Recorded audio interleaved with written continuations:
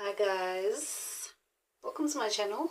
It's been a while since I posted anything, or like the last video. I think it might have been 2 weeks ago, and as you can see, my makeup is like really colorful today. And I will get into why the specific color and theme. And yeah, the weather is okay. I guess there are a lot of cold days, but then here and there we get warmer days. Like today is a little warm, and I'm happy about that. I'm always happy when it's warm weather in South Africa, Johannesburg, anywhere where it's warm. I'm happy because it just lifts my mood. So the topic today is Luther by Kendrick Lamar, and it inspires what I'll also talk about a little bit, and it's the topic of love, dating, relationships, but more specifically in how we go about it in the modern times. So it comes from the album GNX, which was released last year. It is his 6th studio album, and it features SZA. It is also taken from Luther Vandross and Cheryl Lynn's song, If This World Were Mine. So I don't know if they are the originators, but from their version, you will also hear in Luther that their voices and the actual song is there throughout the song that is made by Kendrick Lamar. So Kendrick Lamar just raps over the song and describes how he would then love his significant other, and also we get the same from SZA, where she also talks about how she would love to love her significant other. Before I go deeper in this video, I just want to send a shout out and thank you to Kendrick Lamar for such a beautiful song. It honestly grew on me. It wasn't something that I listened to instantly and I was like, oh, this is a great song. It was a good song, but I think that it grew on me. And the reason being, I am a person that listens to something that is hyped up afterwards. So if something is hyped up today, I just want to observe and see what everyone has to say, and then I will give it a listen on my own time, my own accord, so that I can have my own opinions on the particular song, movie, whatever it is. Actually, just I just want to take time to actually see what is going on, and then I give it a listen, because I feel so overwhelmed and overstimulated when something is happening and I just immediately have to go into that. And also it comes right after he won his beef with Drake. I have to point that out because during that time a lot was happening in hip hop, and as a hip hop fan, obviously I had my takes on it, but my thing is that I didn't want to have it interrupt what was happening at the time. So I just wanted to listen to Luther at my own time and my own pace and have my own opinions on the song. But so far so great. Love it, love it. So thank you so much, Kendrick and SZA. Yeah. In my video, I'm going to break down the Luther music video and the song. I'm not going to be doing any Easter eggs because a lot of people have already done that. Shout out to them. And also I feel like I don't have that right amount of introspection, insight, or gift to actually do that. I think it's very dope when people do that and they can also just break down the underlying topics of all these things, whether it's movies or books. I really love that, but I'm not going to do that with this video. I'm just going to talk about my perception of the song. In the song, Kendrick talks about how he would, if this world was his, he would put her enemies, his significant other's enemies, to be clear, in front of God, and hit them strictly with that fire. I love that line, hence it's like fiery. hence the fire. Okay, so I really really love that fire line because it gives the song so much character. Fa, fa, fa, fa, fa, fa, fa, fa. So um also I just want to point out how Scissor says that I wouldn't give these nobodies no sympathy. um I think it talks to how you carry your partner and how you defend them and protect them when it comes to them versus the world or other people. So I think those two blend together. And I want to point out that I think that this song represents Kendrick so much. What I really love about him and what he did to the song is the fact that he did not change who he was or who he is to make it seem like he is all soft, you know. So for me it's a representation of hood love, though I'm not from the hood, but I do know things that happen in the hood, and I do understand that representation of the hood. I do love a genre called kwaito. Kwaito is a popular genre in South Africa, and they do have a lot of love songs under that genre. So I feel like um, when Kendrick does the song, he incorporates what is happening in the hood and what is happening in his heart. So it's like he's hard, he's hard, like I will fight for you, but he's also soft because this is a space that he wants to create for his person. And for me, that's what it represents. So it's a marriage of both violence and softness, violence and love, actually. So that's what I really love about him doing this song specifically. Other soft part is them talking about how they will take away the pain. There are so many ills that happen in this world where you really cannot control what your significant other might be going through. Even if it's family or friends, people you really care about, you cannot control what they go through on a daily basis. So it talks about that. I would really love to take away your pain, and I don't want to be the source of it. I just want to be that safe space for you. So even if you are going through whatever you go through on a daily basis, I just want to be that space for you. um so I think that's what it entails when they talk about the pain being taken away. The other point I want to make is how he says he would take her dreams and make them multiply. So like I said, I am not from the hood, but I do have people who live in the hood, family, friends, all those things. So I know the dynamics that happen in that environment, and I do know hood love, and I do know when it's real, and I do know when it's very toxic, and unfortunately things do not go well. And an aspect of it is sharing your dreams with someone and having them help you get to where you want to be. So when you are in that environment, unfortunately, a lot of things will make you want to give up, especially when you tell people about the things you want to do and be. And sometimes you'll be telling them, I want to be a movie star, for instance, and they'll be like, oh, it will never happen. Give up on that. Just be a teller and live your life because we're not making it out of the hood.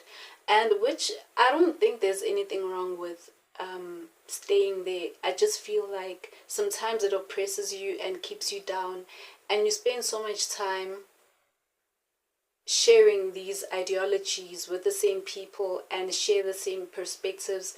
None of y'all go anywhere. So I feel like it's very important to have someone in your corner and on your side, so that you can bounce off this idea of all the possibilities of all that you can be.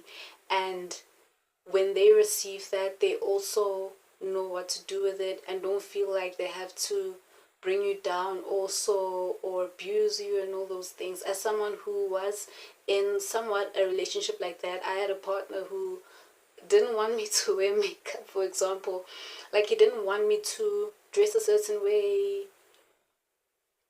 act a certain way, but he loved that about me initially. He just wanted me to now change all the way, and I sort of put my dreams on hold to make him happy. That's not what love is supposed to be like. Love is supposed to hold space for you to be yourself. And I felt like it wasn't fair, mainly because I didn't do anything to warrant that behavior. I never stepped out or gave him ideas that I would and all those things. So I protected him. I also put effort in what he wanted to do, and like all his dreams, all that he wanted to be. So I feel like it's unfair when it's that way. So in conclusion, what I want to say is that you do need to have someone with that mindset who, when you share something with them, they take it seriously. Not only that, but they help you get to where you want to be, so that it's not a thing of a tug of war of your ambitions and them. The video itself is very intimate. I love it. It doesn't have a lot of gimmicks and people jumping around and things to sort of sway you in a way that there are a lot of things happening and you don't hear the message of the song. So I really love that it's only 4 people on the video, literally 4 people, and majority of the video is black and white. I love how intimate it is. It's just very welcoming, warm, soft. And though, like Kendrick, you'll see Kendrick, his facial expressions, they change from being sort of sad and grumpy, and then he smiles a bit and all those things. But I really feel like the essence of who he is, he's just a calm person and just misunderstood, sort of like me. Sorry to blow my own horn, but like, I really understand him from that perspective of you're not a very jolly person, but it doesn't mean that you're a bad person. And as you can tell, I dress funky. Look at the glasses, look at my necklace. So sometimes it is perceived as, oh yeah, you cocky and all these things, but I just feel like sometimes when you are a creative person, you express yourselves in ways that people don't fully understand, and they want you to be very hyper and all these things. But I like that he's a chill guy and he stays true to who he is. And the focus on this particular song is, I just want to be there for you and just be yourself. Relax, be yourself, but I am going to be here for you in ways that I can, humanly possible, so that you can just be who you are and fulfill all that you can be. So it's mostly about being a safe space for your person. The way this song relates to modern dating and relationships and what we're doing right now, it just shows me how we are just BSing. We do not love, we do not protect each other, we do not push each other to be better. Instead, we are playing games with each other, our feelings, emotions, everything that is brought to the forefront as something of an act of vulnerability is thrown back to your face. And that sucks. So we are the microwave generation. If something does not go right, or we see someone slip up a bit, now we just want to leave it and we don't focus on what we can do better for the next person, or if we can even save our relationship for the people that we care about at that very moment. And this point where I make that connection is important because we're always complaining. about someone wanting us for money, for exposure, for like to sleep with us, all these things, but we do not also want to put in the effort to create that space where we can actually grow in our realness. And we do not want to be the people, like we just so focused on, I do not want to fall flat on my face. So because of that, I'm not going to do 1, 2, 3 for the person. I'm just going to chill. And we're just so proud when we feel something strong towards someone. We also have the notion that the grass is greener on the other side.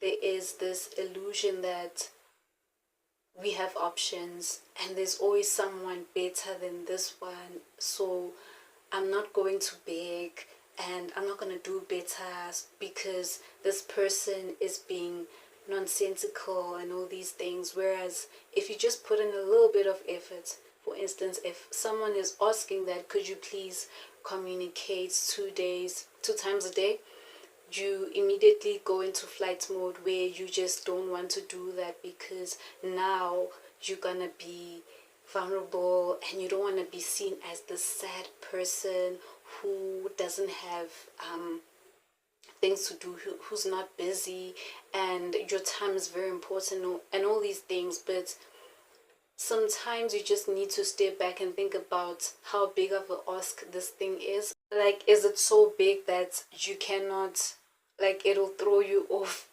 and now your life is on full stop because you did this one thing? So we just need to think about, is the compromise really that big for us to be sort of a-holes to the people that we claim to care about, that it's like, I'm not gonna do that because like I'm already doing this life thing alone, I'm fine and all these things. So our pride gets in the way and we just need to figure out if it's worth it. I just want to read something that I wrote. In this particular time that we live in, dating apps, social media, virtual access to each other makes us feel closer to the goal of finding true connection, but we are tricked into believing there is better elsewhere without trying to be safe places for our person. And that epiphany is very important for me because I had to take time to find out what I wanted. I got into situations where I was tried and it's like games. So because it's games, I have to play games. But then I figured out I don't want to be in that situation where I'm always on my toes. I don't know what's going to happen next. And because I don't know what's going to happen next, I always have to be ready for whatever you are going to do. I want to be in a type of situation where I am myself, which is a kind person and giving and not hold back when I care about you. So I just feel like this song speaks to how I not only want to be loved, but also want to love, because it is essential that we put ourselves in spaces that bring out the best in us. And for me, that is something that I cannot compromise on or negotiate. You have to be a kind person. You have to give me that space to be myself. Before I leave, I am going to play a clip that I found on Twitter, which sort of inspired further the notion that I had of Luther and why I love the song so much. I feel like it's very profound and a very real way in which it is expressed as to how you would love someone you care about. Is full of circles? Well, there's a reason for that. Luther is a love song about wanting to eliminate the ills of the world that cause your partner pain. But the song's refrain, "If this world was mine," points to the truth. The world isn't ours. We can't always protect our loved ones from life's inevitable hardships. That's why the couple rides an elevator, a metaphor for life's ups and downs. The video captures loneliness, despondency, and anxiety, as well as intimate moments of companionship and warmth. It's an honest depiction of love in an imperfect world, not your typical overly romanticized fantasy. The many circles throughout the video highlight the world within the world that's created in companionship. Across cultures, circles symbolize completeness, harmony, and eternity. Think of yin-yang, feminine and masculine, each containing the other. Harmony through duality. Like the circular stage at the Super Bowl that united the men and women, Luther's use of circles symbolized the harmony between the masculine and feminine. Circles appear in nearly every scene, from the shape of the rooms, the elevator, architecture, and even the film cue dots that appear throughout the video. This theme is also reflected in the opening lyric, Roman numeral 7. In the Bible, 7 symbolizes completion, perfection, and divine order. Thus, the video's use of circles reinforces the song's central premise. We may not be able to control the world and prevent the pain we all experience, but we do have the divine harmony of our little world with each other. Thank you so much for watching my channel. Please like, comment, subscribe, and I'll catch you in the next video.